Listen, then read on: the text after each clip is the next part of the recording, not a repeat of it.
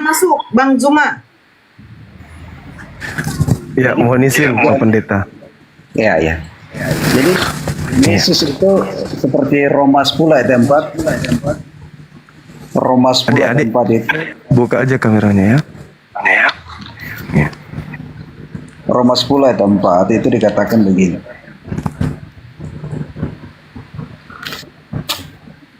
Sebab Kristus adalah kegenapan dari hukum Taurat.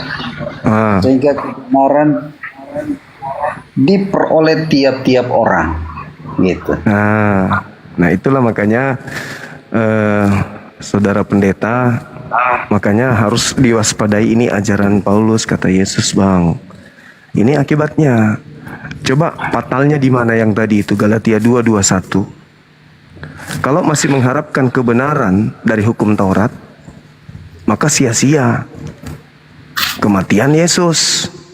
Jadi orang Kristen ini ketika menerima kematian Kristus di salib, jangan pernah mengharapkan kebenaran dari Taurat. Itu maksudnya. Makanya di dalam kitab saudara, di dalam pengajaran Paulus Galatia 5 nomor 13 itu, kalian memang itu adalah orang-orang yang sudah merdeka. Tetapi jangan kau memanfaatkan kemerdekaanmu itu untuk memuaskan dirimu. Itu maksudnya. Makanya orang Kristen itu tidak disebut hamba Tuhan lagi, disebut anak Tuhan, karena Kristen sudah lepas dari aturan Tuhan. Galatia 5 nomor 1, Kristus telah memerdekakan Kristen dari aturan dan memerdekakan dari kuk penghambaan. Galatia 4 nomor 7, sekarang kamu bukan lagi hamba Tuhan, tapi kamu adalah anak-anak Tuhan. Jadi lucu rasanya kalau ada orang Kristen masih mengkaji aturan-aturan dalam prosesi agama dari kitabnya orang Yahudi, kitab Taurat. Lucu itu. Karena Paulus sendiri mengatakan, aku tidak menolak kasih karunia Tuhan. Sebab sekiranya ada kebenaran di dalam hukum Taurat, kalau ada kebenaran dalam hukum Taurat, maka sia-sialah pengorbanan atau kematian Kristus. Jadi Kristus bisa benar kematiannya kalau Taurat ini dimatikan. Gak boleh ada lagi Taurat. Karena kalau masih mengharapkan kebenaran, sekiranya ada kebenaran di dalam Taurat, maka sia-sialah kematian Kristus. Jadi nggak boleh ada kebenaran, nggak boleh pakai Taurat. Pokoknya Taurat itu salah, tidak benar Taurat itu.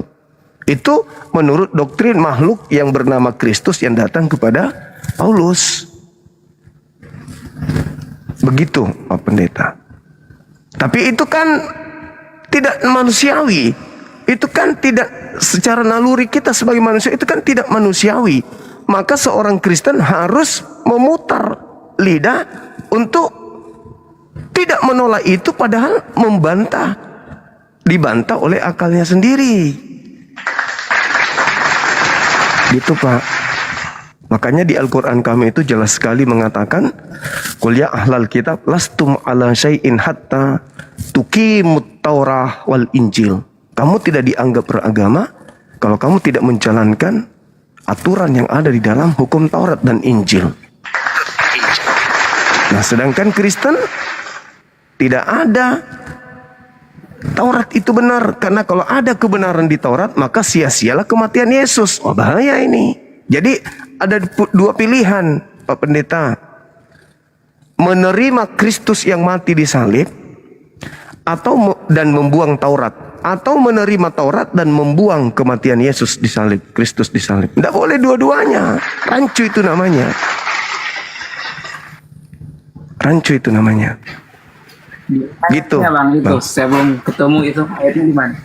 Yang mana? Yang mana saudara? Yang tentang Saudara Amoy. Taurat yang barusan di. Ya, hukum Tauratnya kan mengatakan gini, Bung. Hukum Taurat nih, kalau kita berbicara mengenai hukum Taurat. Ayatnya di mana, Bang? Bang Suma, ayatnya di mana? Saya mau baca soalnya. Di Galatia 2 nomor 21. Oh iya, kasih. Nah. Jadi kalau kamu masih mengharapkan kebenaran dari Taurat, maka sia-sialah kematian Kristus. Jadi orang Kristen jangan ketika ditanya sama adik-adik kita ini yang mu'alaf ini, yang cantik-cantik ini, jangan lari ke imamat, jangan lari ke luaran, jangan lari ke bilang jangan. Karena kalau Anda masih mengharapkan ada kebenaran untuk iman Anda di sana, maka sia-sialah kematian Kristus. Begitu, saudara. Ini Bang Suma. Iya, Izin Bang Suma ya. silakan. Nah, di dalam hukum Taurat itu dikatakan Galatia 3:12. Tetapi dasar hukum Taurat bukanlah iman. Ya. Dasar hukum Taurat bukanlah iman, melainkan siapa yang melakukannya akan hidup karenanya. Ini. Nah, mereka yang melakukan hukum Taurat itu supaya selamat. Tetapi kita yang ada di zaman sekarang, kita diselamatkan karena iman. Efesus 2 ayat 8. Galatia 3 juga Berbeda. mengatakan itu. Karena Yesus.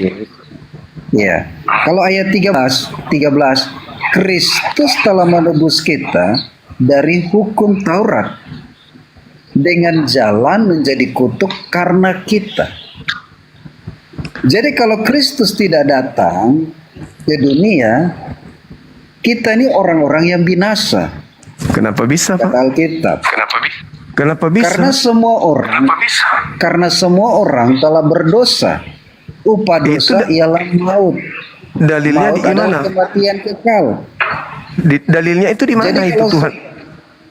Tuhan katakan itu di mana itu, Bang? Bahwa seluruh manusia itu sudah berdosa. Itu dalilnya dari Tuhan di mana tertulis? Roma 3:23. Nah, itu Paulus. Jadi semua manusia ini Bang. binasa. Iya, kata Paulus, dari bisikan Kristus yang dia temui di padang gurun. Elohim ada nggak ngajarkan? Sekian banyak kitabnya orang Yahudi, Bang.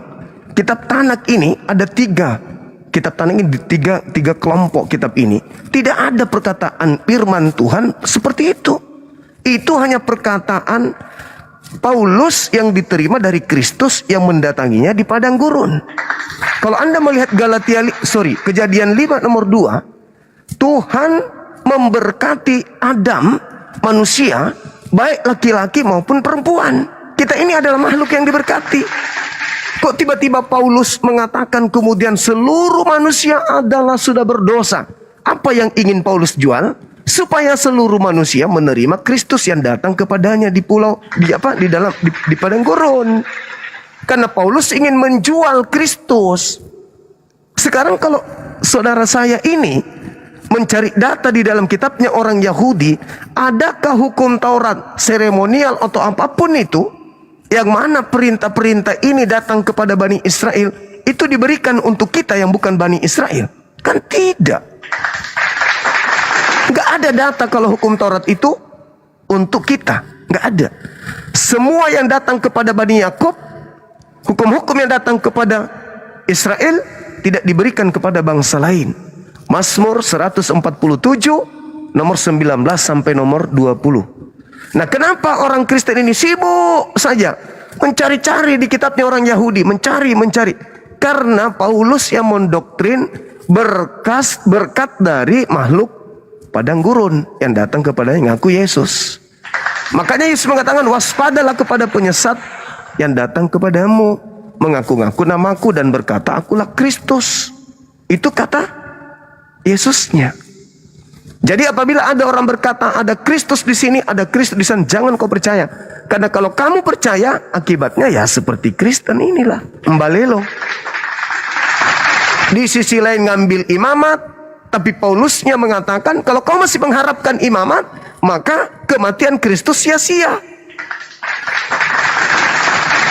Tapi secara naluri kemanusiaan, orang Kristen sebagai manusia ini minta tolong kepada imamat supaya bisa terbantu dengan kasus pernikahan yang ditanya oleh adik-adik saya. Mau tidak mau saya harus lari ke imamat. Oh, tunggu dulu.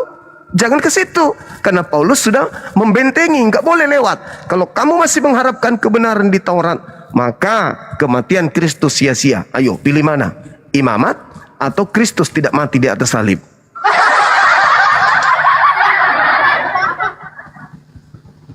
Berat itu, Bang. Nggak usah geleng-geleng, kami pun tahu.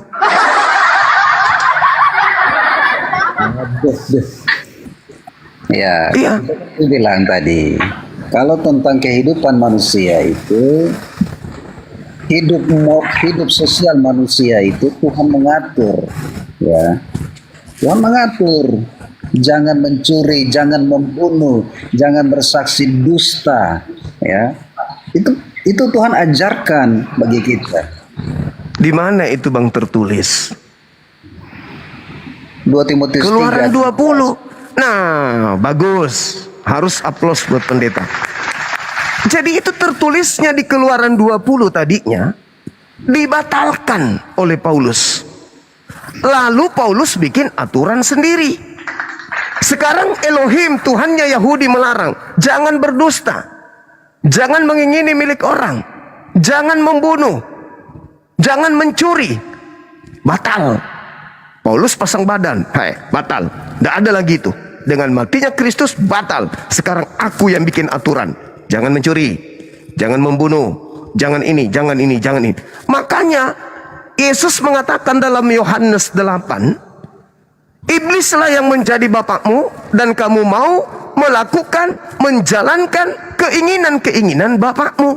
Bapakmu mengatakan jangan membunuh. Kristen tidak membunuh. Jangan berzina. Kristen tidak berzina. Jangan bersaksi dusta. Kristen tidak berdusta. Perintah siapa yang Kristen taati? Perintah bapaknya, yaitu Paulus. Coba disadari itu. Karena perintah-perintah yang ada di Taurat, kalau kamu percaya, tidak ada kebenaran. Itu sudah dibatalin oleh matinya Kristus. Sekarang perintah yang sama sudah terlontar dari aku. Yang tadinya bapaknya Abraham, Tuhannya Abraham, Ishak dan Yakub mengatakan jangan mencuri, batal. Kalian Kristen harus mendengarkan saya. Jangan kau dengarkan dia. Itu sudah batal. Kalau kau percaya dia, maka Kristus sia-sia kematiannya di atas salib. Aku sekarang yang memerintah. Jangan mencuri ya. Jadi kalau Kristen hari ini tidak mencuri, itu bukan perintah Tuhan. Itu perintah Paulus. Memang berat tak? Tanpa senyum pun kami tahu.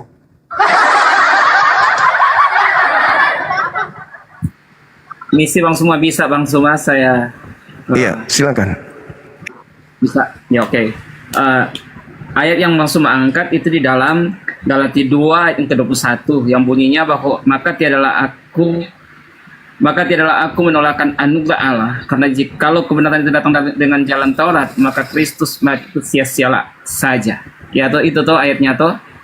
Dan banyak dalil sama itu. Seolah-olah ya. Betul. Silakan. Seolah-olah pernyataan ini maka seluruh isi Taurat itu lenyap.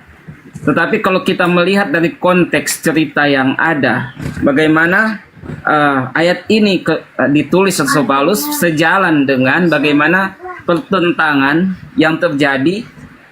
Kita baca dari ayat 11. Bagaimana Kefas ia melawan tetapi kalau Kefas itu tiba di Antioquia, aku melawan karena dia. Salah. Karena salah.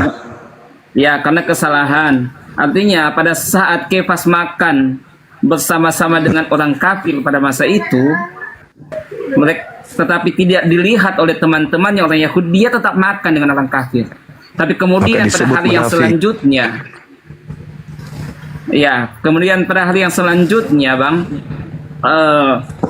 Kefas makan orang kafir, tapi dia melihat ada teman-teman Yahudi yang memegang tentang hukum Taurat walaupun mereka sudah percaya sehingga dia melihat, dia takut dicela oleh teman-temannya, dia mundur. Dan itulah yang dikatakan oleh Paulus, itu adalah perbuatan yang munafik.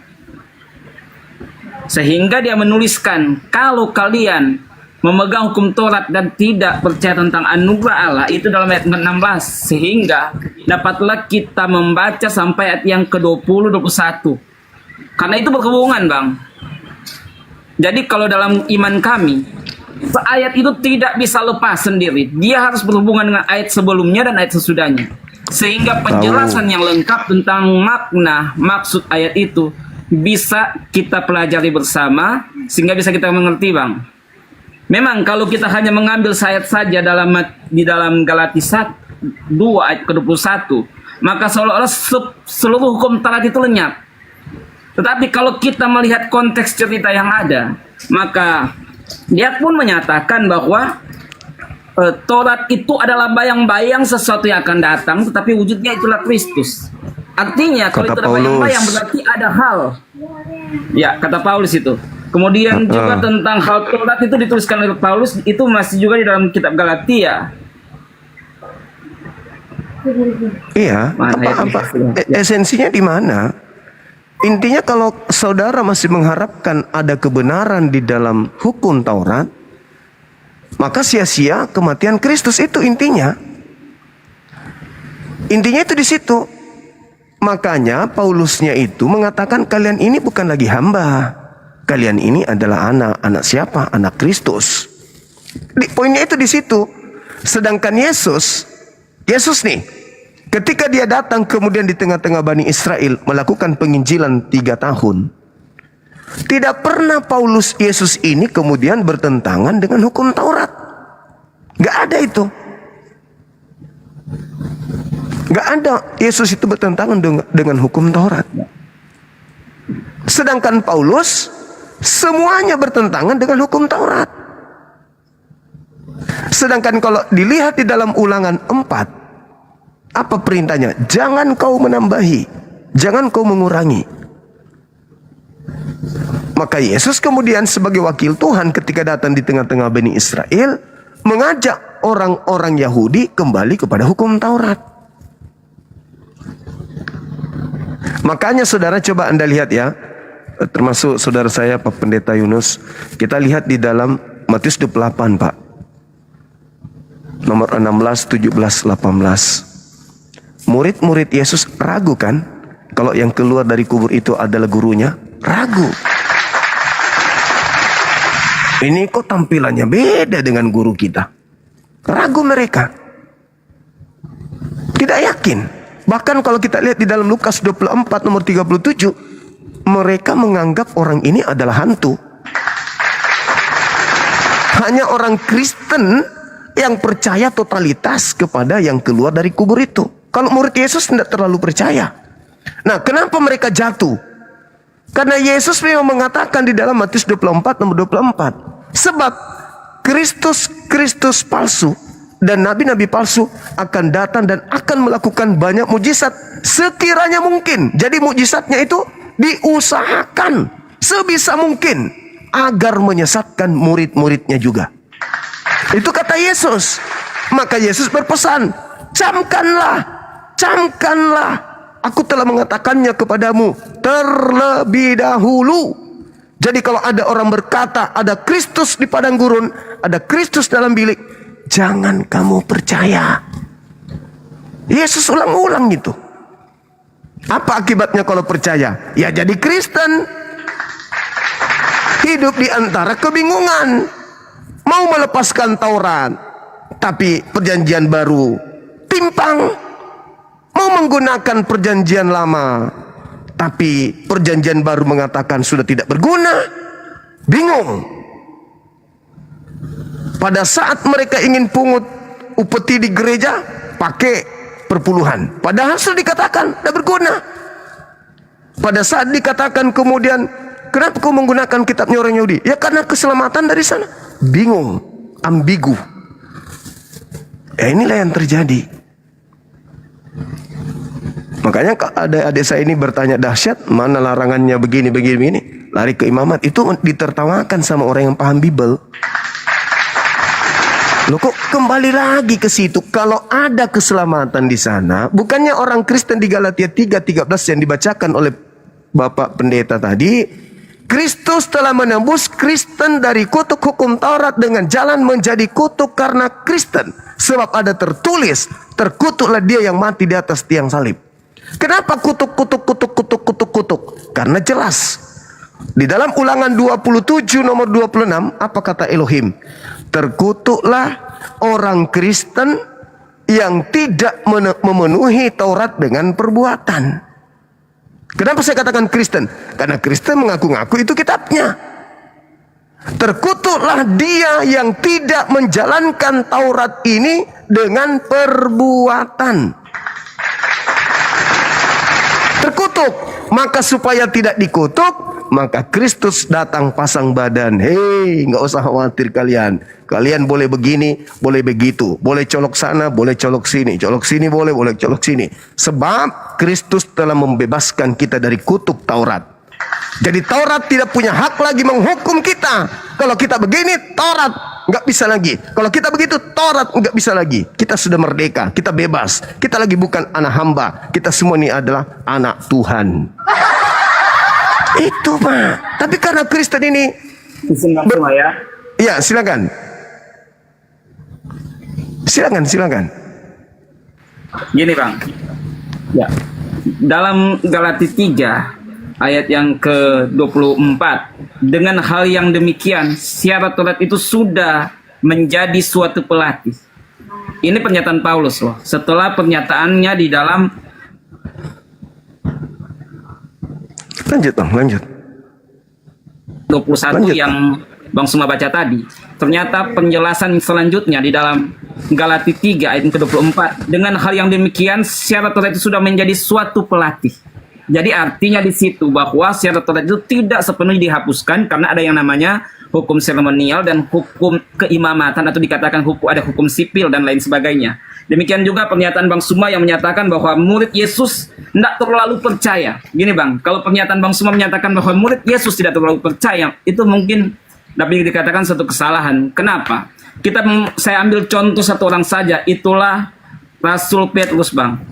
Rasul Petrus itu pada awalnya, waktu Tuhan mau disalib, dia diperhadapkan dengan sida-sida saja dia takut.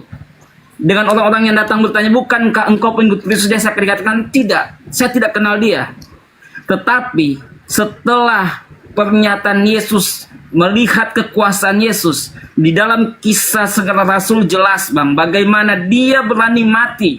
Bukan hanya di hadapan sida-sida saja, di hadapan imam besar pun dia berani mati. Bahkan kalau sejarahnya kita melihat tentang rasul-rasul yang ada, hampir semuanya mati demi Injil Bang. Jadi pada saat Abang mengatakan mereka tidak terlalu percaya, maka saya pikir itu adalah pernyataan yang salah.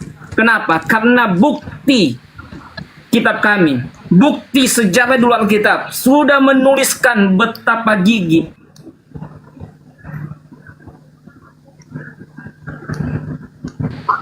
murid-murid mereka pun, penerus-penerus mereka pun, walaupun mereka mati untuk kebenaran Injil, mereka tidak takut Bang. Digoreng pun, dipenggal pun, dipanah pun, dilakukan seperti apa untuk kerajaan Allah, mereka tidak takut.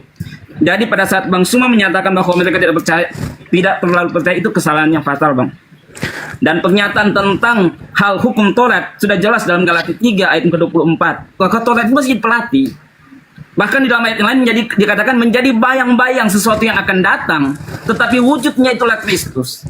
Jadi dinyatakan hukum Taurat itu hilang. Maka hilang itu bicara tentang hal dikatakan hukum-hukum yang berhubungan dengan hal makan, minum dan lain sebagainya. Ada penjelasan-penjelasannya di dalam ayat-ayat yang lain. Ada tentang hari raya, hari Sabat dan lain sebagainya. Itu ada penjelasan di ayat-ayat yang lain. Makasih Bang Suma. Ya. Oke, kata Yesus ya, bahwa Kristus palsu itu akan berusaha kuat untuk menyesatkan orang-orang pilihan. Orang-orang pilihan itu adalah murid-murid Yesus. Yohanes 6 nomor 70. Bukankah aku yang memilih engkau yang 12? Berarti yang dimaksud yang akan disesatkan adalah murid-murid Yesus yang 12. Yang pertama disesatkan Yudas, tinggal 11. Yang 11-nya kalau Anda mengatakan Petrus, Andreas, Filipus, Yohanes, Kepas ada ikut kepada Paulus, berarti nubuatan Yesus tergenapi. Jangan Anda bangga di situ. Kalau mereka ikut Paulus, tergenapi sudah. Karena Yesus sendiri yang mengatakan, apa yang dikatakan oleh Yesus Matius 24 nomor 24. Sebab Kristus palsu dan nabi-nabi palsu akan datang melakukan banyak mujizat, sekiranya mungkin akan menyesatkan orang-orang pilihan, murid-murid pilihan juga. Jadi jangan Anda bangga. Oh, Paulus sama dengan Petrus, naik sepeda bersama dengan Yohanes, kompak mereka, nggak urus. Orang yang menggunakan akal sehat itu akan nangkap malah nubuatan Yesusnya, penyesat ketika datang ngaku Kristus itu akan juga orang-orang pilihan pun akan habis dimakan sama penyesat tersebut. Jadi kalau Anda menemukan hal itu, satu, nubuatan Yesus tergenapi. Oleh karena itulah, saya kalau jadi Anda, saya harus memvalidasi dulu nih kerasulan Paulus. Harus ada validasi dari Yesusnya, karena dia mengaku sebagai utusan Yesus. Paulus, siapa engkau menurut engkau? Dia akan jelaskan, aku adalah Rasul Kristus. Yesus, siapa Paulus menurut engkau? Apa kata Yesus? Halo? Yesus Kristus itu tidak mengenal Paulus. Yang menjual, sabar, yang menjual cerita-cerita Paulus Kristus itu Paulus sendiri. Paulusnya sedang memproklamirkan, mempromosikan Kristus yang datang kepadanya di padang gurun. Yang justru Kristus aslinya melarang untuk percaya kepada Kristus yang datang di padang gurun. Paulus didatangi Kristus adalah pada saat dia di padang gurun. Sedangkan Yesusnya mengatakan, jangan kau percaya Kristus yang datang di padang gurun, sebab itu penyesat. Jadi kalau ada orang yang berkata, aku bertemu Kristus loh di padang gurun, jangan kau percaya. Paulus percaya. Setelah Paulus percaya, maka Paulus menjual Kristus. Kristus A, Kristus begini, Kristus begitu, Kristus begono. Dijuallah itu. Anda beli. Jadilah Anda sekarang pembela Paulus. Kenapa nggak berani bela Kristus? Pada saat Kristus mengatakan, Yesus mengatakan, iya, silakan. Oke, makasih Bang. Ya, yang abang angkat tentang bahwa hati-hatilah bahwa Mesias palsu akan datang. Yang Bang Suma angkat itu dalam Matius 24, ya toh? Matius 24. Iya. Dan di dalam Matius 24 itu, di dalam ayat-ayat yang awal, di situ diceritakan tentang kejadian di Bukit Zaitun. Bagaimana murid-murid bertanya kepada Yesus, nyatakanlah kepada kami alamat kedatanganmu dan kesudahan alam ini, ya toh? Jadi pernyataan ini tentang kedatangan Tuhan yang kedua kalinya, tentang kesudahan alam atau bicara tentang hari kiamat, tanda-tandanya apa? Nah, itu kan yang ditanya murid-murid, tanda-tandanya apa? Dan itu dikatakan oleh Tuhan, tanda-tandanya yaitu yang pertama itulah Kristus palsu. Kemudian akan terjadi peperangan, kelaparan, ya toh, dan lain sebagainya. Jadi tentang Kristus palsu itu akan terjadi pada akhir zaman, Bang. Sebelum kedatangan Tuhan yang kedua kalinya, sebelum akhir zaman. Bukan berlaku pada zaman murid-murid Tuhan. Karena murid-murid Tuhan sudah diajar oleh Tuhan langsung. Mereka tidak akan tersesat. Karena apa? Tuhan langsung yang mengajar kehidupan mereka. Tentang Rasul Paulus, keberadaan Rasul Paulus, yang dia alami, dikatakan firman Tuhan, itu adalah penglihatan.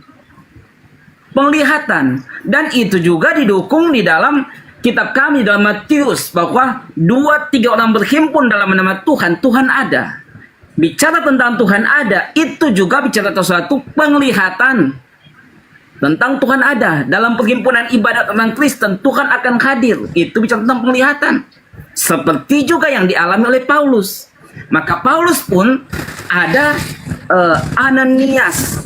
Ananiaslah yang datang juga. Tuhan Yesus datang kepada Ananias melalui karunia penglihatan ini, Bang. Kemudian itulah yang terjadi sehingga Paulus dipanggil oleh Tuhan. Tentang Paulus. Paulus ini yang awalnya dia adalah orang Yahudi. Dia ada mandat kekuasaan dari imam besar. Hidup dengan senang. Dididik oleh Gamaliel, Bang. Tetapi karena Kristus dia katakan, dia yang lalu dia jadikan sampah. Artinya kehidupan yang senang itu, setelah dia menjadi rasul, dia hidup menderita, Bang. Dia hidup sangat menderita, di penjara, disiksa, dicambuk, dan lain sebagainya karena Kristus. Dan itu disaksikan oleh murid-murid Tuhan. Murid-murid Tuhan bisa kita baca di dalam Kisah Para Rasul. Bahkan ketua rasul yang namanya Rasul Petrus itu menyaksikan tentang Paulus. Itu bisa kita baca di dalam 2 Petrus pasal yang ketiga. Di situ ayat yang kelima, Bang. Jelas dikatakan tentang kiriman. Saya baca aja ya ayatnya ya. 2 Petrus 3 ayat yang ke-15. Begini bunyinya. Dan hendaklah kamu hargakan bahwa panjang sabar Tuhan kita itu mendatangkan selamat. Demikian juga Paulus, saudara kita yang dikasihi itu, sudah menyuratkan kepada kamu segala pengetahuan yang dikaruniakan kepadanya. Demikianlah di dalam segala surat kirimannya dikatakannya dari hal segala perkara itu di dalamnya itu ada juga beberapa perkara yang susah dimengerti.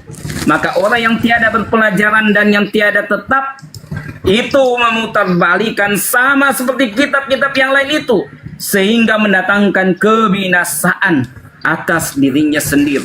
Jadi tentang panggilan Paulus itu banyak saksinya, Bang. Bahkan tentang suratan, 14 suratan kiriman Rasul Paulus itu disaksikan oleh rasul-rasul. Petrus yang jadi ketua rasulnya. Mereka pun sering mengadakan pertemuan di Yerusalem yang sebagai pusat pada waktu itu. Itu bisa kita baca di dalam Kisah Para Rasul, Bang. Dan itu jelas. Ya, biar langsung ditanggapi ya, Bang. Ya, silakan ya. Makasih, Bang. Makasih ya. Panjangan, makasih, mohon maaf. Iya. Jadi gini, saudara. Anda membawa kitab Petrus. Petrus itu secara tradisi gereja mula-mula ada yang mengatakan ditulis tahun 65. Di tahun 65 ada yang mengatakan antara tahun 81 sampai 96. Kira-kira muridnya Yesus nulis tahun segitu. Yesus terakhir mengajar tahun 33. Siapa yang mengajarkan kemudian Petrus menulis surat sepanjang itu? 1 Petrus, 2 Petrus setebal ini. Nabi juga dia rupanya. Itu dulu.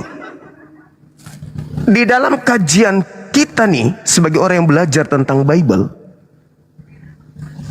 Yohanes 17 nomor 8, Yesus berkata, segala firman yang engkau berikan kepadaku telah aku sampaikan kepada mereka. Apakah Yesus sudah berfirman kepada Petrus sehingga sudah tamat semuanya? Enggak. Yesus tidak pernah menemukan buku Petrus, 1 Petrus, 2 Petrus. Enggak pernah. Itu ditulis di tahun 81 sampai 96. Jadi lucu kemudian kalau kebenaran yang Yesus sampaikan di Bukit Zaitun, Anda mencocok-cocokkan dengan kerasulan Paulus yang diklaim diakui oleh Petrus.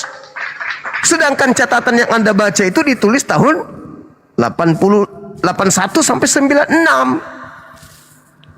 Lucu itu, Bang. Nah sekarang coba dengarkan saya baik-baik. Izinkan saya menguraikan Matius 24 ini. Yesus lagi di Bukit Zaitun. Datang murid berbicara mengenai pribadi. Ngopi mereka di situ. Guru, kami ingin bertanya. Apa Cak Ayu? Apa tanda kedatangan kamu? Dan tanda kemudian penghabisan akhir zaman itu apa tandanya?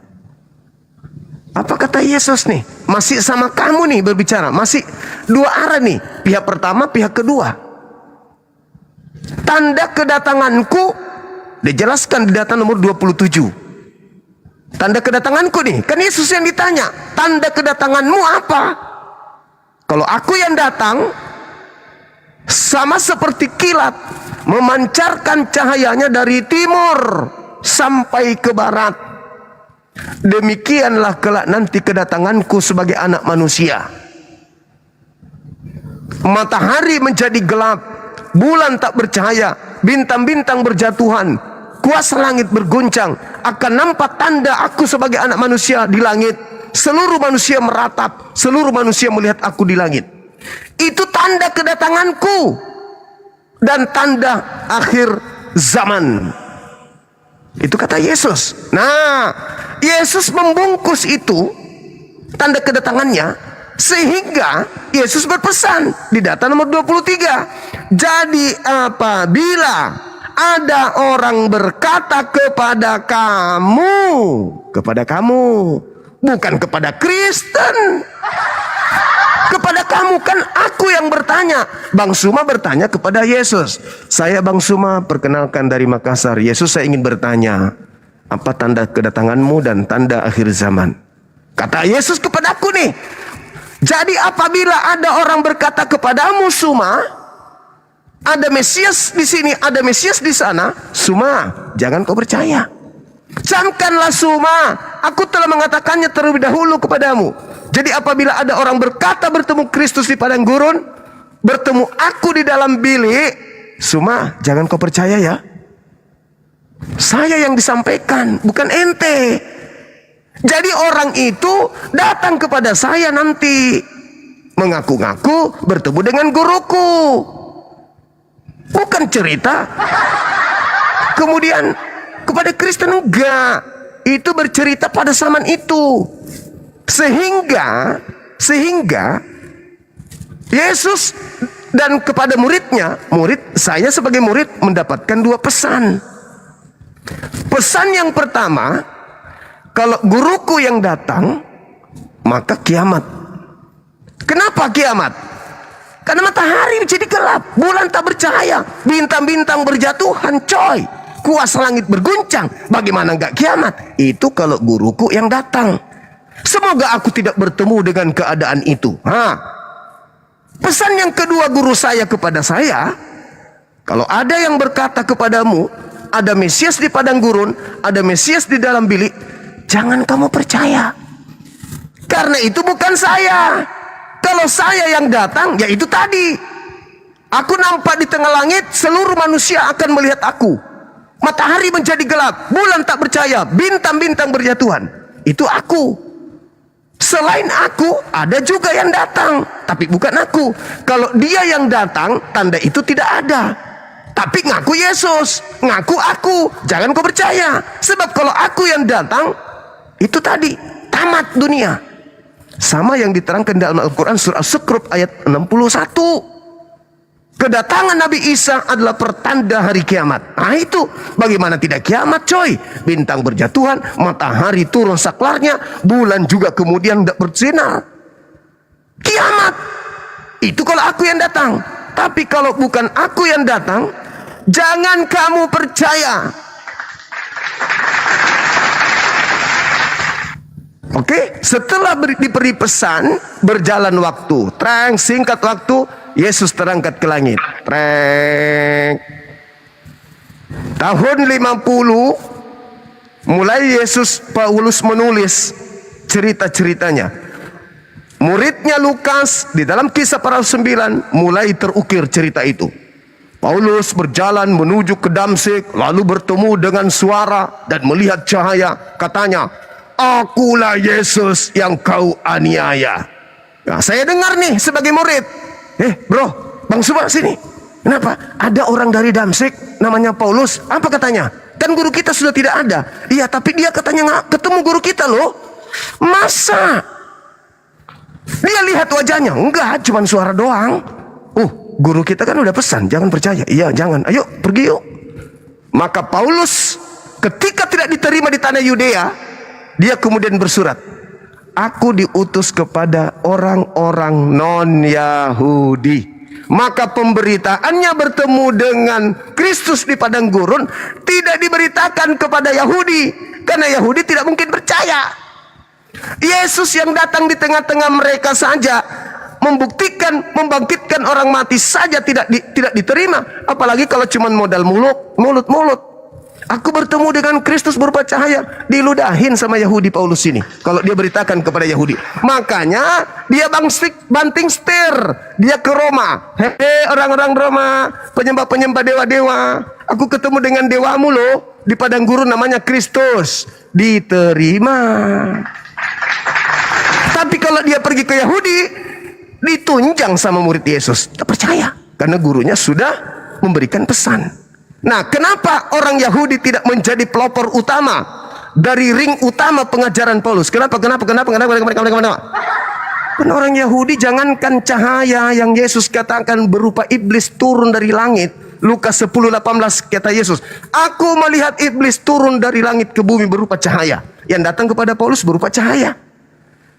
Sedangkan Yesus yang nyata membuktikan mukjizat di tengah Yahudi saja Yahudi tidak percaya.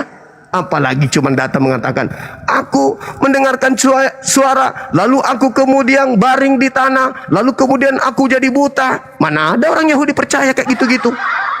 Enggak mungkin. Makanya Paulus ngajar ke Roma, mengajar kepada orang-orang non-Yahudi. Diterima ajarannya, jadilah Katolik. Katolik penguasa kala itu.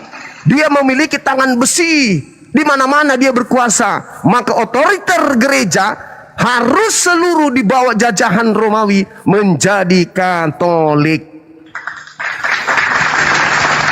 Kalian tidak suka dengan kebijakan gereja Katolik, membuatlah sekte baru, Protestan. Datanglah Belanda dengan Portugis ke Nusantara ini. Lahirnya agama Kristen dan Katolik di Indonesia. Bukan ajaran Yesus.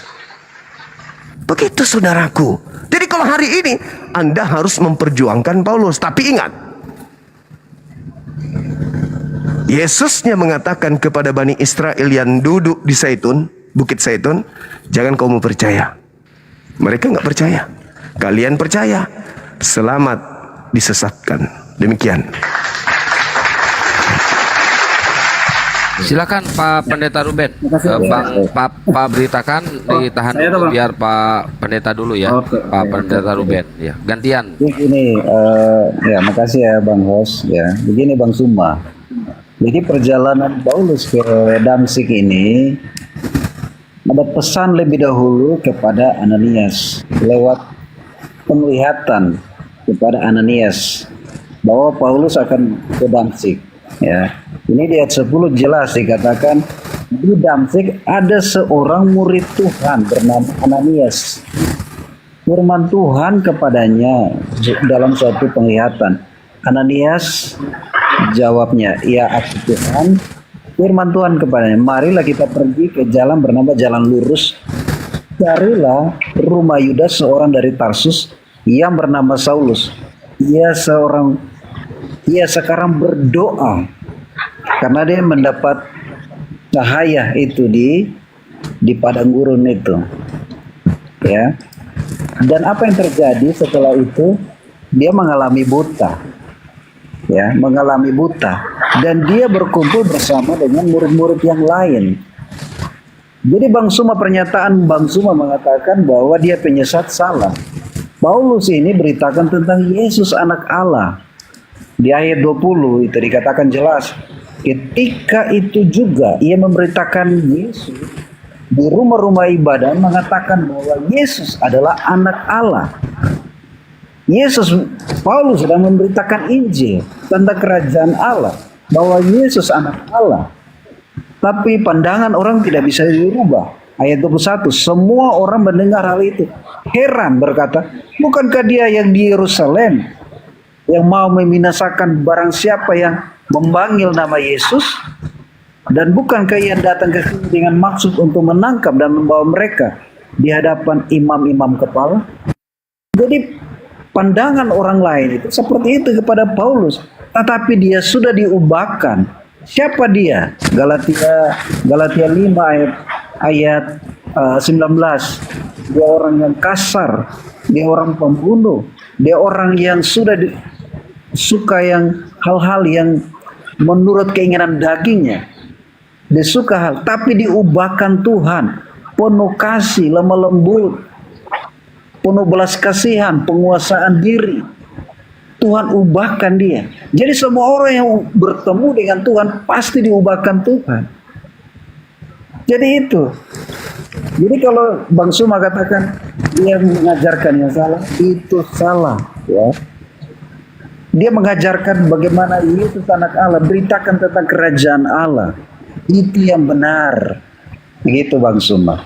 Nanti ditambahkan. Terima kasih. Oke, baik, saya tanggapi dulu Bang.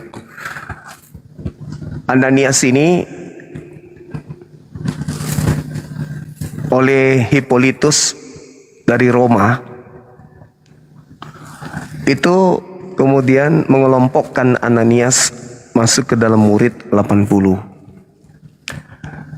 Sayangnya itu hanya klaim, dikarenakan tiba-tiba muncul namanya di surat Lukas. Kan Yesus mengatakan begini Pak Pendeta, nabi-nabi palsu. Dia tidak mengatakan nabi palsu.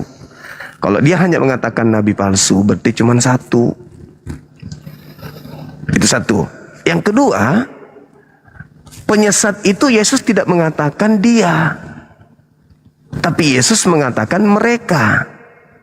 Matius 24, nomor 4, nomor 5. Coba kita simak di situ.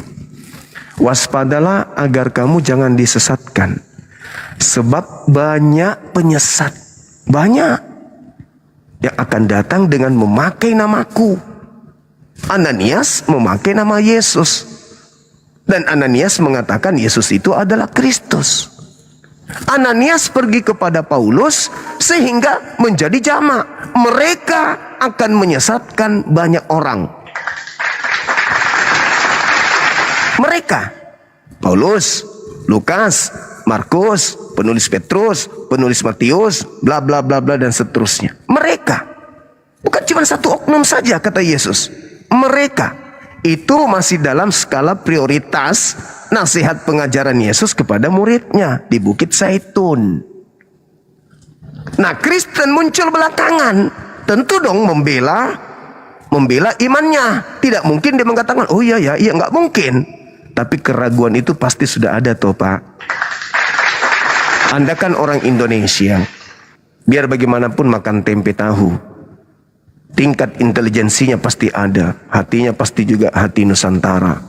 Ketika dibacakan seperti itu, keraguan pasti ada toh. Sekarang Anda tinggal insting kemanusiaan kita nih yang bekerja. Apakah betul Yesus ini menasihatkan muridnya dengan tanda-tanda itu dan melarang untuk percaya jika ada yang mengaku bertemu dengan aku? Adalah satu kebodohan dan kelalaian. Kalau Bapak masih percaya kepada Ananias, kalau Bapak masih percaya kepada Paulus, sedangkan Yesus sendiri mengatakan jangan percaya, kan lucu itu. Artinya saudara, kalau Yesus sudah mengatakan jangan percaya, ini bicaranya bukan kepada Anda, bicara kepada orang yang bertemu langsung dengan Yesus. Orang yang bertemu langsung dengan Yesus ini belum ada Paulus, belum ada Ananias, belum. Mereka sudah berpesan. Taruhlah ini tahun 33. Di tahun 33 Pak, mereka menerima pesan. Apabila ada orang yang mengaku bertemu dengan Mesias di gurun, ada di sana, ada di sini, jangan kamu percaya.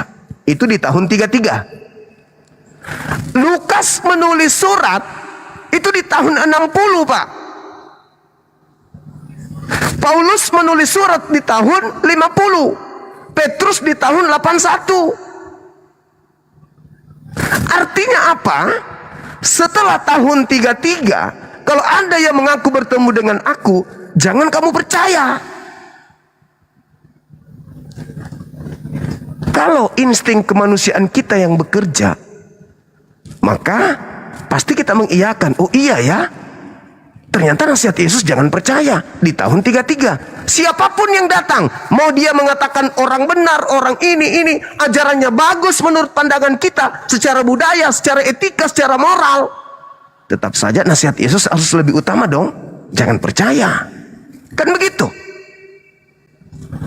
Sehingga ketika ada orang yang datang mengaku, aku bertemu dengan Yesus, ya mereka yang hidup sama Yesus itu pasti mengatakan, siapa sih lo? Sehingga coba nih kita ukur nih kebenaran pesan Yesus.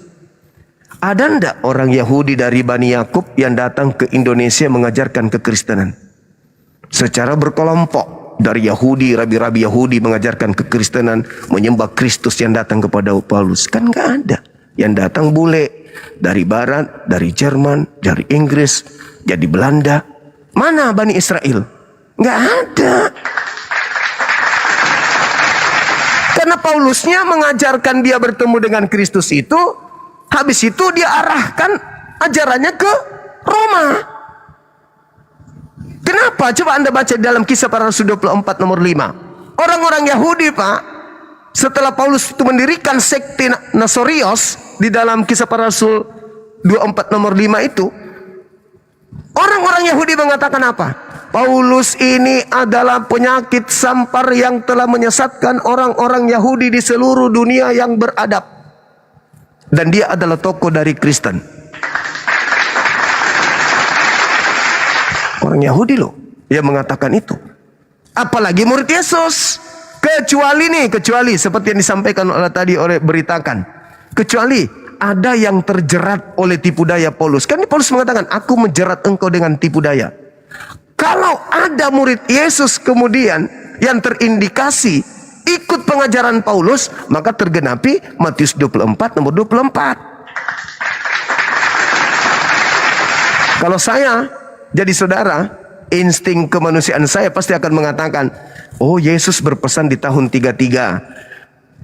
Dan Paulus datang di tahun sekian, Ananias tahun sekian, Lukas tahun sekian. Berarti saya tidak boleh percaya dong, harus ikuti nasihat Yesus dong. Tapi karena insting kebuasan, nggak makan babi lagi nanti, nggak makan lagi guguk kecap, nggak makan lagi biawa capcay, maka apa yang terjadi? EGP, yang penting saya jadi Kristen. Nah itu yang main sekarang. Tapi kalau insting kemanusiaan kita pasti percaya kepada apa yang Yesus beritakan di tahun 33. Saya kira begitu. Dari imamat loncat kemana-mana, maafkan aku. Silakan.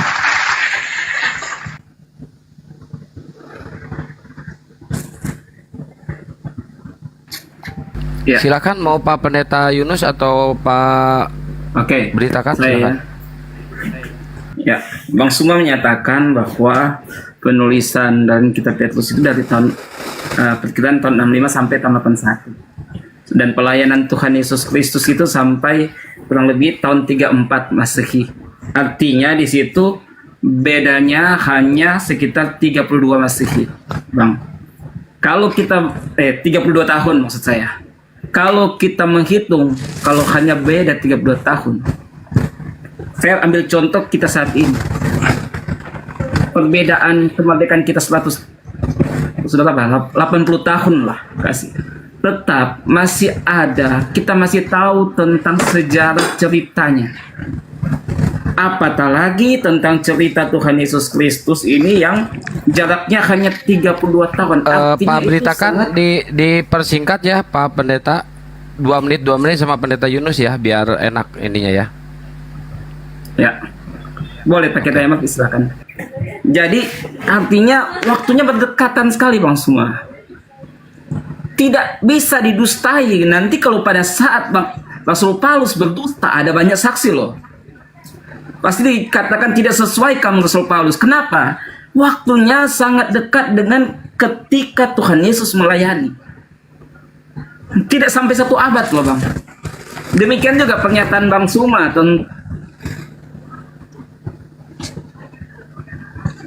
pertanyaan ini jelas-jelas pernyataan tentang kedatangan Tuhan yang kedua kali. Kedatangan Tuhan yang kedua kali, Bang Suma katakan sesuai dengan jika boleh ayat yang ke-30 itu bicara tentang kedatangan Tuhan kedua kali. Setelah itu kelihatan tanda anak manusia di langit. Itu ayat 30 sampai 31. Maka ia pun menyuruh malaikatnya. Jadi di sini walaupun pernyataannya Yesus dia masih dalam pelayanan selama 3,5 tahun, tapi sudah dinyatakan pernyataannya tentang bagaimana kedatangan dia. Dia menyuruhkan malaikat. Bayangkan Yesus katakan itu malaikatnya. Dan itu kedatangan Tuhan yang kedua kali, tanda-tandanya seperti Bang Suma katakan. Bagaimana sejurus kemudian daripada ketika semua matahari akan dikelamkan, bulan-bulan tidak akan bercahaya. Itulah tanda kedatangan Tuhan di atas awan, dan dia menyuruh malaikatnya, itulah seperti kilat memancar. bicara tentang kecepatan cahaya. Baik, Karena kenapa mungkin dijelaskan sudah tentang dulu kedatangan Pak Tuhan? Pendeta. Pak beritakan biar Pak Pendeta Yunus menambahkan 2 menit ya, biar enak ya. Silakan. Soalnya lawannya 1 orang Bang Juma. Pak Pendeta Yunus, silakan. Ya, mungkin ditanggapi oleh Bang Zuma dulu. Ya, nanti. Oke, baik. Tradisi gereja tahun 81 sampai tahun 96, Bang. Coba Anda buka sejarah lagi bagaimana gereja kemudian mengambil kesimpulan itu.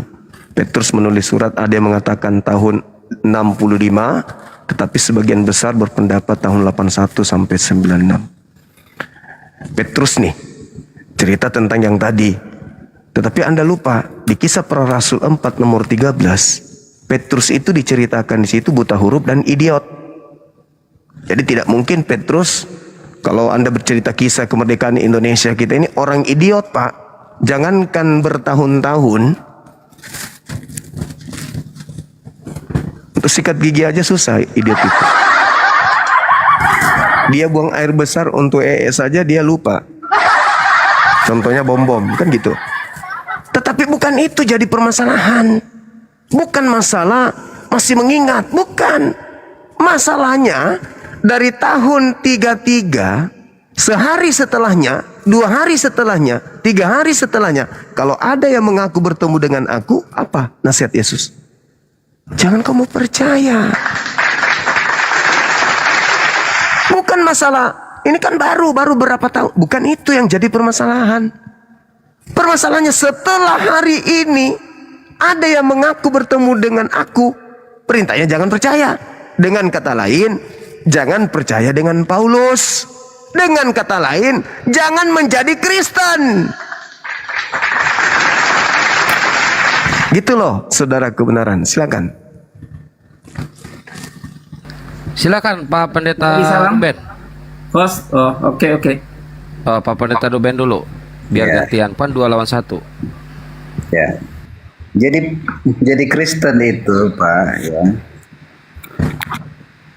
Itu pengikut Kristus ya. Mungkin dari sejak dulu itu sebagai hinaan. Ya. Sebagai hinaan pengikut Kristus. Tapi hari ini orang yang percaya kepada Yesus diberi kuasa sebagai anak-anak Allah. Ya. Diberi kuasa sebagai anak-anak Allah. Mereka yang percaya kepada Yesus. Maka genapilah firman Tuhan seperti dikatakan Markus ya. Pergilah beritakan Injil ke segala makhluk. Ya. Dikatakan siapa yang percaya dibaptis akan diselamatkan.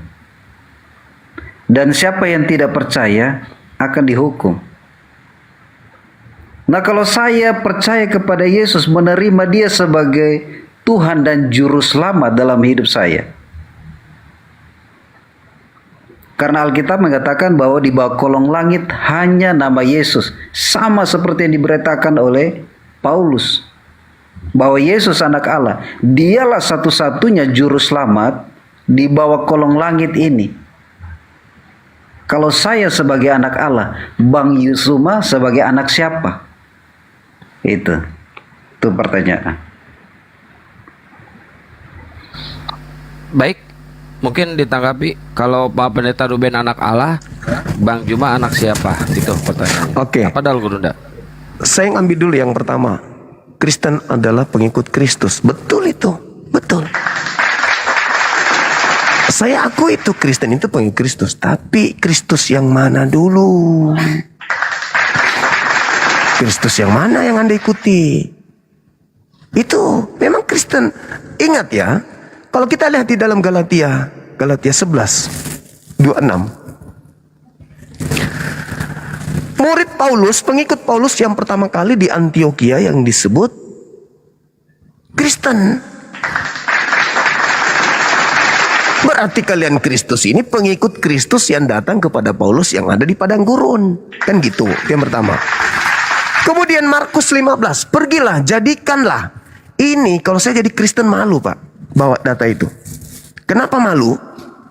Karena tanda-tanda ini akan menyertai orang yang percaya. Tanda-tanda itu tidak ada sama Kristen. Berarti kalian ini tidak percaya.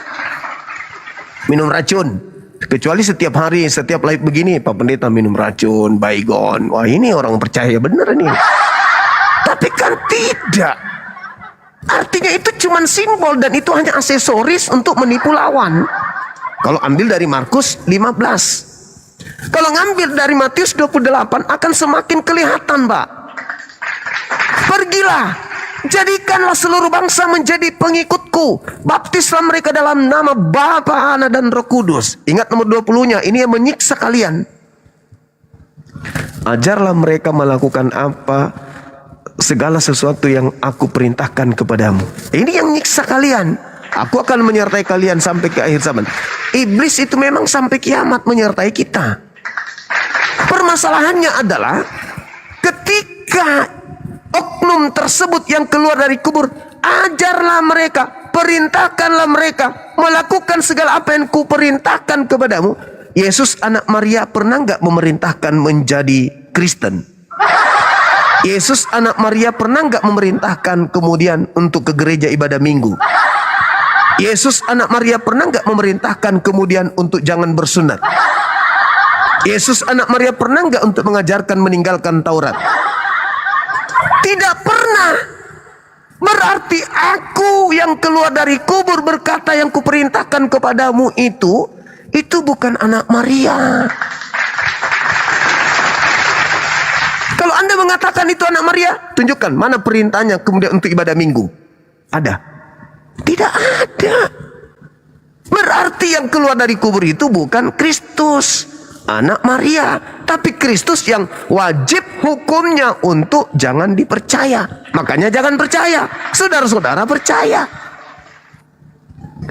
Sedangkan yang keluar dari kubur itu, sedikit lagi 30 detik, yang keluar dari kubur itu tolak ukurnya adalah khotbah Petrus di dalam Kisah Para Rasul 2 nomor 36. Yesus yang kau salibkan itu telah dijadikan menjadi Tuhan dan Kristus. Bagi siapa? Bagi kalian angkatan jahat.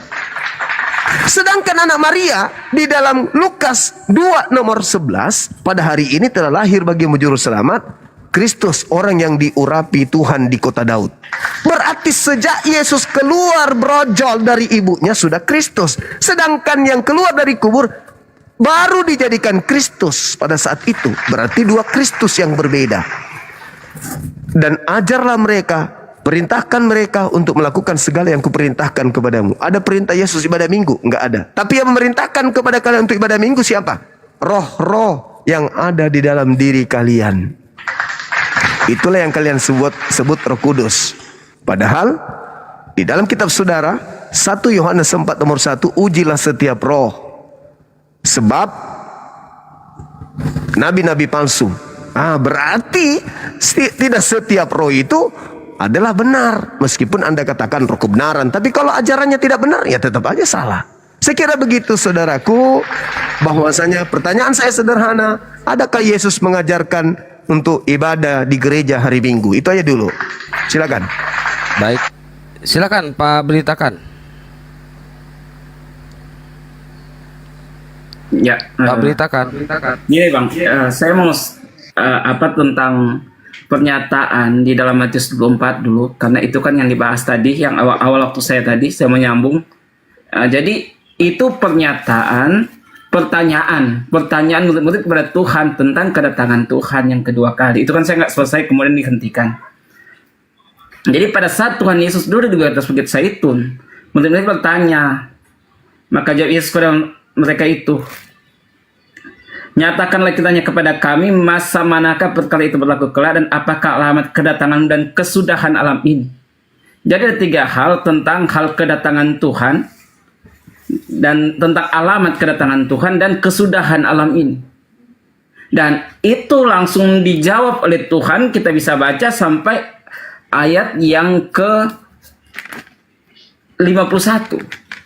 Dan ayat ke-30 di situ dikatakan tentang setelah itu kelak kelihatan tanda anak manusia di langit. Artinya itu bicara tentang kedatangan Tuhan untuk menjemput gereja Tuhan. Ayat 30, makanya pun akan menyuruhkan malaikatnya. Jadi Yesus itu pada saat kedatangannya kedua kali, dia hanya sampai di atas awan dan dia suruhkan malaikat. dikatakan malaikatnya Yesus. Artinya pernyataan Yesus ini, dia mengatakan malaikat itu ada miliknya. Betapa sangat berkuasanya Yesus kalau kita melihat mengangkat Matius 24 ini. Kenapa? Maka ia pun akan menyuruhkan malaikatnya. Yesus ini yang bilang, dia menyuruhkan malaikatnya.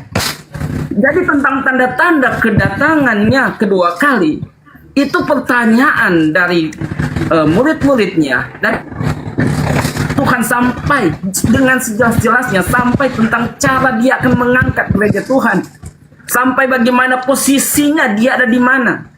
Jadi itu bicara tentang akhir zaman, bukan tentang waktu Paulus. Kalau Paulus, sekali lagi, itu bicara tentang karunia penglihatan.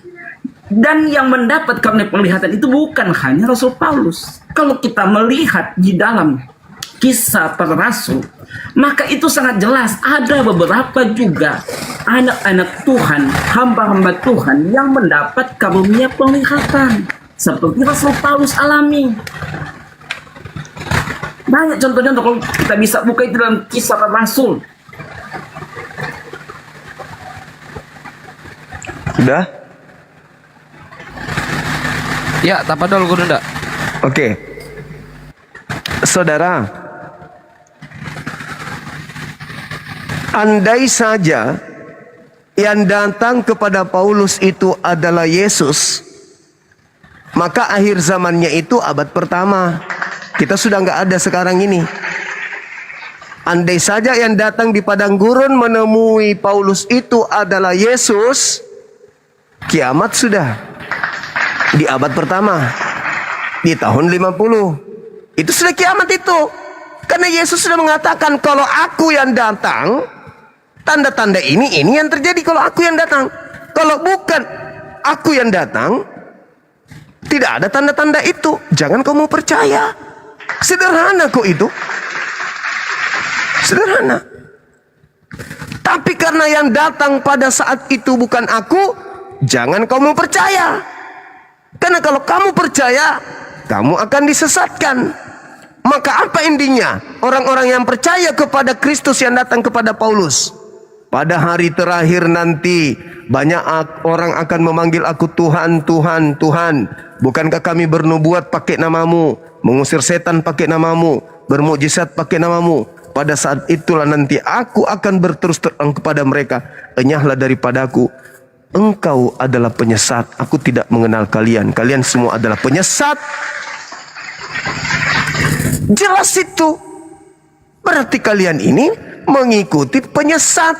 Makanya kalian diusir. Tanda-tanda orang disebut penyesat, memanggil Yesus Tuhan, bernubuat pakai nama Yesus, mengusir setan pakai nama Yesus, bernubuat pakai nama Yesus. Itu tanda-tanda penyesat. Waspadalah kepada penyesat. Tanda-tanda penyesat, memanggil Yesus Tuhan. Di mana itu? Di Kristen. Kenapa bisa ada di Kristen? Karena percaya kepada Kristus yang datang di padang gurun.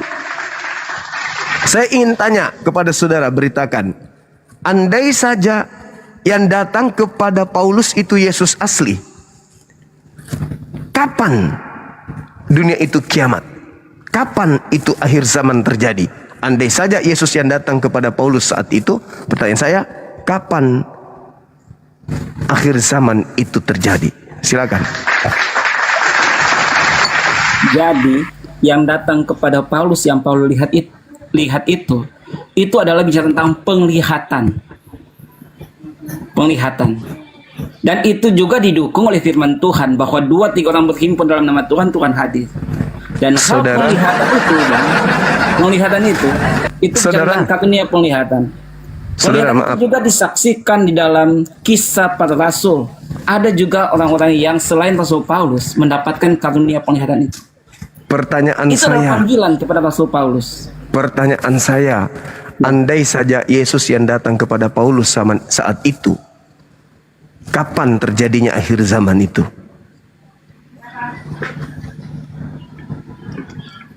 andai yang datang kepada Paulus itu adalah Yesus, itu kapan akhir zaman? Pasti itulah akhir zaman, Bang. Bagus, Tapi pintar. saya katakan ini kan penglihatan, Kenapa Bang. tidak terjadi akhir zaman pada zaman itu, padahal Yesus datang kepadanya? Karena Bang, itu yang datang kepada penglihatan. Paulus, Penglihatan. iya betul, penglihatan. Engkau akan melihat tanda.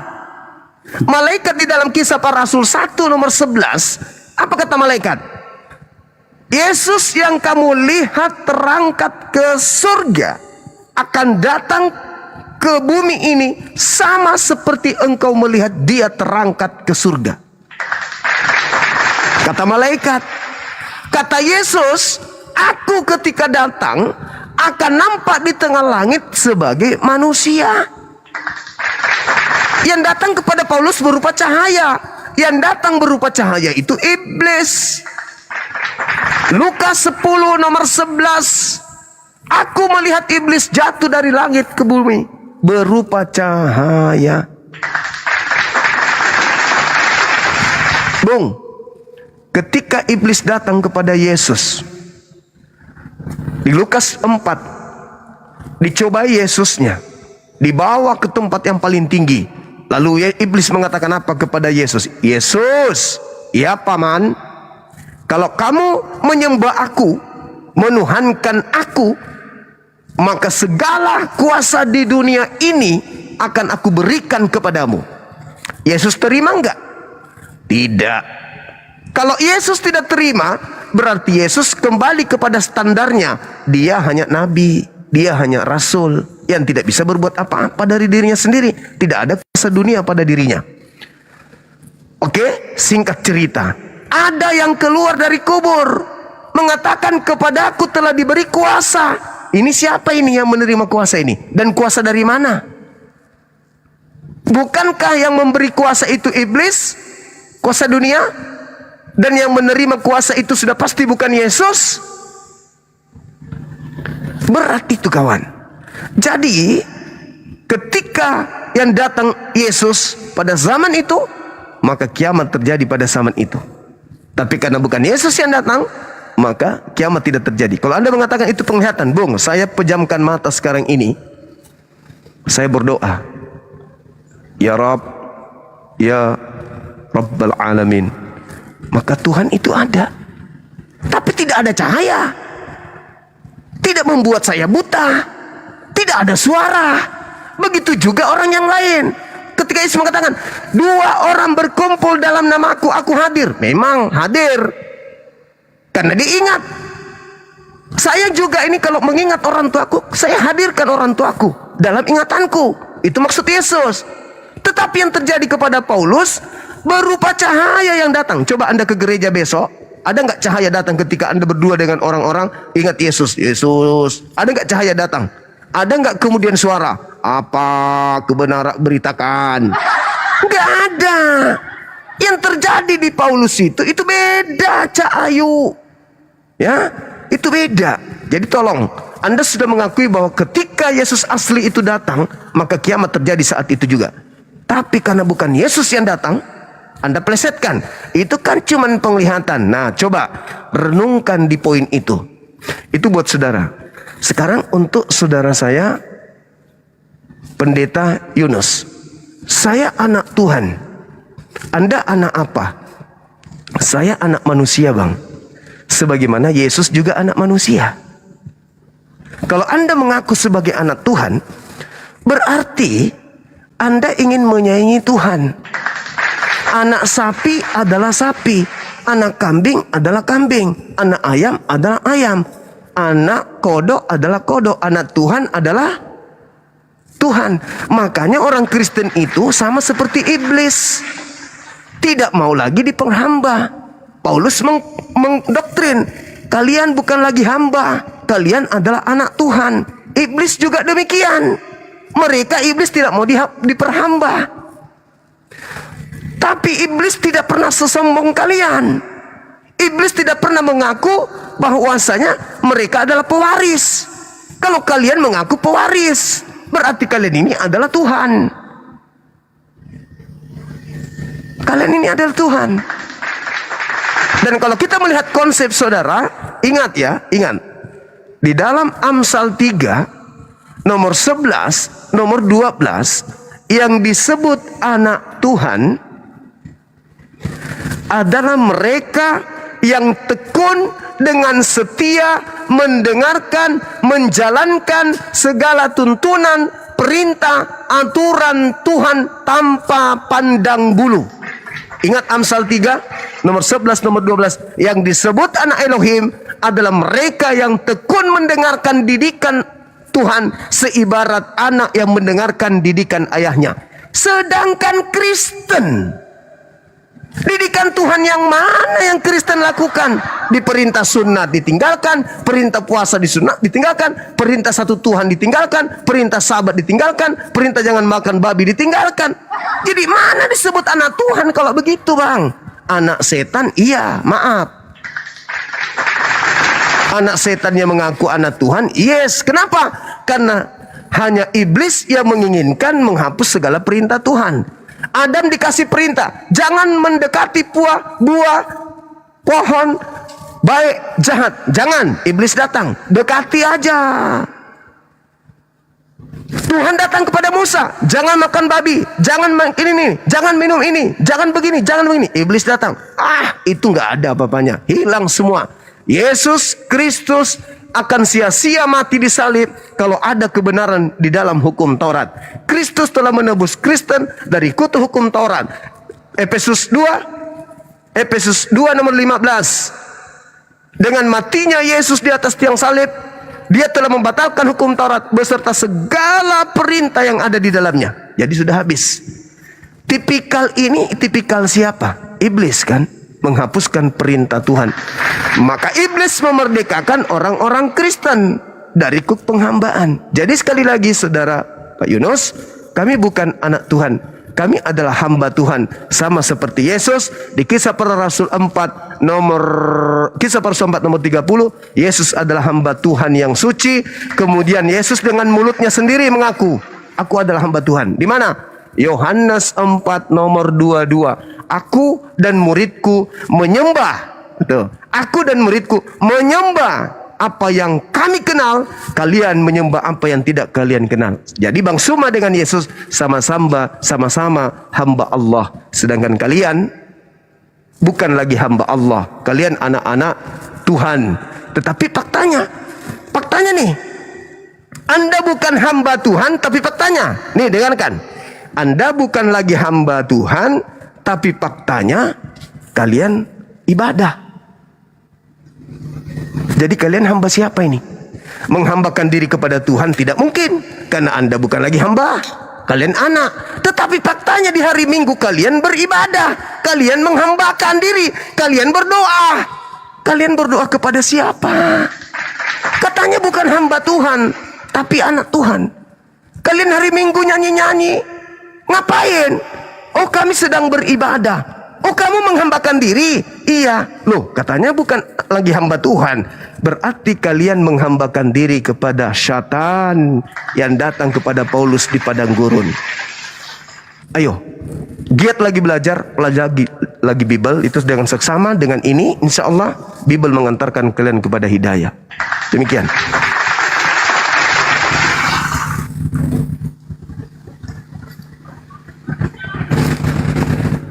Allah. Ya, silakan Pak Pendeta Ruben atau Pak Beritakan. Ya, tentang yang datang kepada Paulus, bicara tentang cahaya yang datang. Malaikat pun dikatakan cahaya. Ya toh, kalau dikatakan tentang kedatangan Tuhan seperti cahaya juga. Itu dalam Matius 24 yang Bang Suma angkat.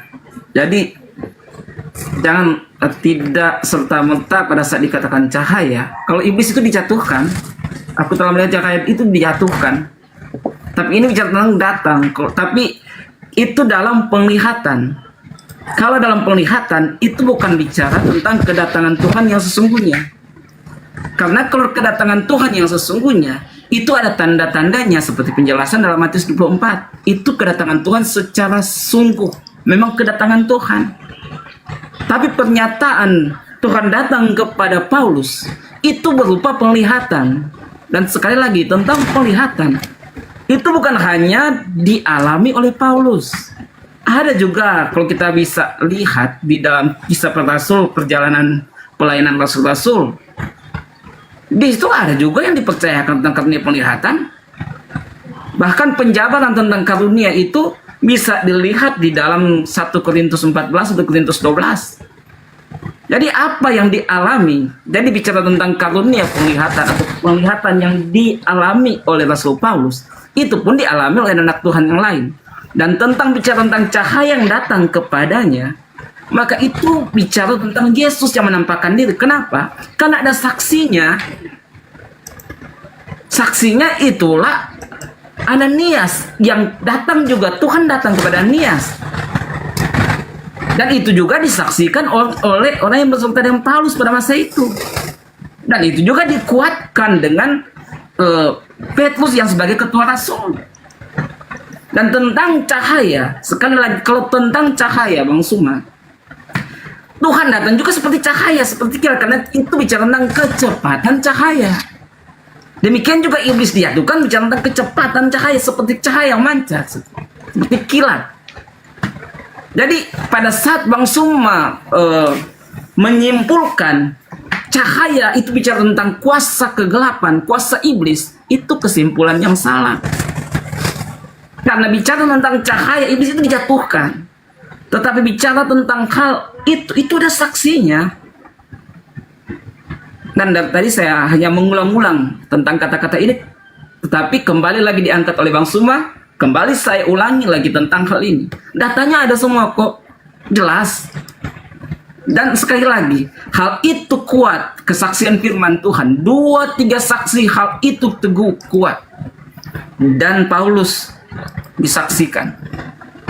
Kehidupannya juga menyaksikan bagaimana dia, yang pada awalnya dia adalah orang yang berpendidikan. Tetapi dia tinggalkan semua hanya karena Kristus. Dia sampai katakan, hidupku bukannya aku lagi, tapi Kristus yang hidup dalam aku. Sampai dia katakan, matiku adalah untung. Dan hidupnya seperti demikian yang dialami.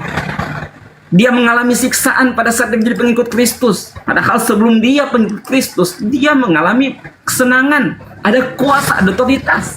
Ditinggalkan semuanya untuk Kristus. Kalau dia mengabarkan hal dusta, tentunya kalau orang mengabarkan hal dusta, dia tentu menginginkan keuntungan. Tetapi apa yang Rasul Paulus dapatkan? Dia dihina, dia dipenjara, bahkan dia dibunuh. Dia bunuh dengan siksaan, tersiksa. Cobalah kita pakai akal, logika, pengertian. Ini ada saksi, bukan tanpa saksi. Logika kita berjalan, dia berani mati, rela menderita hidupnya. Kalau hanya untuk hal dirinya, kalau dia berdusta tentang hal itu, tentunya kita akan melihat bahwa dia akan banyak istri. Dia pasti akan hidup senang. Dia pasti akan menjadi seorang pemimpin. Tetapi itu tidak terjadi dalam kehidupannya. Dia menderita pada saat itu Tuhan. Baik, Dan mungkin pernyataan langsung Bang ditanggapi Suma juga sama berkuat. Bang Juma, Pak Udah bisa? Oke, Pendeta. terima kasih. Oke. Bang, saya turun dulu ya. Ini sudah mau antar anak sekolah Baik. besok pagi. Dengan Siap. Makasih banyak, Pendeta saja. Pak. Bang Suma, makasih semua ya. Makasih. Pak Pendeta, shalom. Ya, jangan turun dulu, saya. biar Nanti ditelepon aja. ditanggapi dulu sama Bang Juma ya. Biar ditanggapi dulu, jangan turun dulu, Oh biar iya, mendengarkan dulu. silakan. Tapadol Guru Ya, dah. boleh. Sekali ini saya turun ya. Oke, baik. Jadi di dalam Lukas 10 itu, Lukas 10 Maaf, 18, udah. Agak noise, agak keras. hujan. Oh iya. Lanjut tuh. Mohon maaf ya semua. Di dalam Lukas 10 18 itu, di situ dikatakan astrape. Astrape itu kilat. Kilat itu cahaya yang lebih terang dari matahari. Jadi iblis itu terangnya lebih terang dari matahari. Astrape dalam bahasa Yunani. Kilat itu lebih, kalau matahari kita masih bisa natap. Tapi kalau kilat kilatnya tinggal 15 detik atau 5 detik kita tantap, kita bisa buta. Kita bisa buta. Nah, iblis menurut Yesus turun berupa astrape, cahaya yang lebih terang dari matahari. Kalau Anda membaca Kisah Para Rasul 26 nomor 13, Paulus mengaku dia didatangi cahaya yang lebih terang dari sinar matahari. Berarti astrape. Di dalam bahasa Yunaninya, lebih terang dari matahari itu lamprotes. Lamprotes itu artinya cahaya yang terbentuk di mana sinarnya jauh lebih terang dari matahari. Lamprotes dalam bahasa Yunani. Sedangkan di dalam Lukas 10:18, ciri-ciri iblis yang turun itu cahayanya seperti kilat. Artinya bahwa ketika lebih terang daripada matahari, iblis, ada enggak Yesus mengatakan aku lebih terang dari matahari? Enggak. Jadi kita mutar-mutar saja dari tadi nih, tanpa kita peduli bahwa Yesus melarang percaya. Jangan kepercaya. Nah, sekarang mutar-mutar. Oh, itu kan penglihatan. Lah, justru karena dia mendapatkan penglihatan, maka penyesat itu mengaku ada Kristus di sini, ada Kristus di sana. Bukan bertemu langsung berwujud manusia, enggak. Karena kalau dia berwujud manusia, Yesus yang datang berwujud manusia, kiamat. Tapi karena bukan Yesus, maka tidak kiamat. Sekira begitu saudara beritakan. Ya, belajar lagi. Silakan.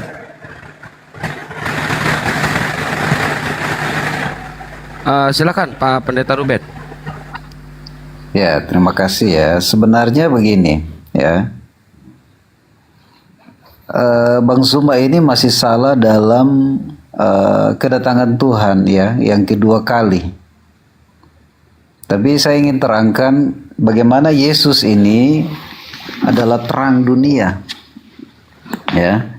Di dalam Yohanes 8 ayat 12 dikatakan, akulah terang dunia, barang siapa mengikuti aku, ia tidak berjalan dalam kegelapan, melainkan ia mempunyai terang hidup. Nah, Yesus ini terang, ini juga bertemu dengan Paulus, ya. Tapi kedatangan Tuhan yang kedua kali ini, ya, bukan berarti dia sudah datang di Paulus, sudah datang kedua kali. Salah, ini banyak yang sering disalah mengerti oleh teman-teman Muslim. Kedatangan Tuhan yang kedua kali ini harus menjadi catatan penting, ya, bahwa antikris akan berkuasa. Dunia ini akan jadi satu mata uang, ya, dan akan jadi satu perdagangan, satu ekonomi, satu kesehatan, dan tanda itu akan diberikan kepada manusia. Tanda 666 itu akan ditaruh di dahi dan di tangan. Tidak akan bisa belanja, ya. Tanda itu akan diberikan. Dan Yesus tanda dia akan datang kedua kali. Bintang-bintang, matahari, bulan, bintang akan berjatuhan, ya. Dan tanda lagi yang berikut, langit dan bumi ini setelah orang percaya diangkat oleh Tuhan, langit dan bumi akan dibakar menjadi satu. 2 Petrus 3 ayat 9. Akan dibakar, 2 Petrus 3 9 dan 10. Dibakar menjadi satu. Baru kedatangan langit dan bumi baru, kerajaan 1000 tahun. Artinya bahwa Tuhan mau supaya semua orang ada di kerajaan 1000 tahun. Ya, jadi semua yang percaya kepadanya, percaya kepada Yesus, yang disebut anak-anak Allah, mereka akan mendapat ahli waris, tempat kerajaan 1000 tahun. Jadi Bang Suma ini salah mengerti tentang kedatangan Tuhan yang kedua kali. Ya, ini pengajaran singkat. Tetapi Bang Suma harus tahu bahwa dunia ini akan diubah menjadi satu mata uang, satu perdagangan, satu ekonomi, satu kesehatan, satu keamanan. dan tanda itu 666. Itu akan ditaruh di atas kepala orang, di dahi dan di tangan. Dan yang berkuasa tak? Antikris yang berkuasa. Mereka yang tidak mau percaya akan Yesus, itu yang akan berkuasa. Jadi itu dari saya, Bang Suma. Terima kasih ya, diskusi yang baik ya. Itu dari saya. Iya. Justru karena Kristen ini nggak percaya kepada Yesus, makanya menjadi Kristen. Kalau percaya kepada Yesus, ya tidak mungkin jadi Kristen, tidak mungkin. Kan Yesus mengatakan, jangan kamu percaya. Dengan Kristen percaya kepada Paulus, gugur. Kalau Kristen ini adalah orang-orang percaya. Gimana ceritanya? Yesus berkata, apabila ada orang mengaku bertemu dengan saya di padang gurun, bertemu dengan saya di dalam bilik rahasia, jangan kamu percaya. Ya kalau saudara saya ini percaya kepada Yesus, ya hormat, baik komandan, saya tidak akan percaya. Itu. Tapi faktanya justru mengikuti Paulus. Berarti Kristen ini percaya kepada Kristus yang datang kepada Paulus, bukan percaya kepada Yesus yang datang kepada Bani Israel di Bukit Zaitun yang melarang muridnya percaya. Orang Kristen sekarang koar-koar, kami ini adalah orang percaya, kami adalah orang yang akan dimateraikan masuk surga bla bla bla. Kata siapa? Kata Kristus. Kristus yang mana? Yang datang di padang gurun. Makanya kalau kita lihat data yang ada di dalam Bible, tidak ada jalan orang Kristen ini percaya. Kalau percaya ya tidak mungkin jadi Kristen. Yesus berkata, Matius 15:24, Aku diutus hanya kepada domba yang sesat dari Bani Israel. Percaya enggak? Percaya, ya mundur, buka salib, buang, Bible tinggalkan, jangan lagi masuk gereja. Kalau percaya kepada Yesus, karena Yesus mengatakan, aku diutus hanya kepada domba yang sesat dari umat Israel. Saya bukan Bani Israel, selamat tinggal gereja, bye-bye. Itu kalau percaya kepada Yesus. Tapi karena tidak percaya kepada Yesus, masuk merensek ke dalam, ngaku-ngaku sebagai pengikut Yesus, tapi ternyata bukan pengikut Yesus, melainkan pengikut Kristus yang datang kepada Paulus. Begitu, saudara. Jadi, ya saya rasa kalau pendeta mau istirahat, silakan. Mungkin sudah mengantuk atau apa, karena dari tadi saya lihat loyo, udah semangat, mungkin udah ada kopi atau apa gitu. Banyak kopi dari forum debat ini. Kopi. Iya. Oke, saya kira begitu, saudara. Pak Pendeta, terima kasih. Ya, terima kasih banyak ya. Mohon maaf kalau ada kata-kata yang salah. Sama kami pun minta maaf juga kalau ada kata-kata. Mudah-mudahan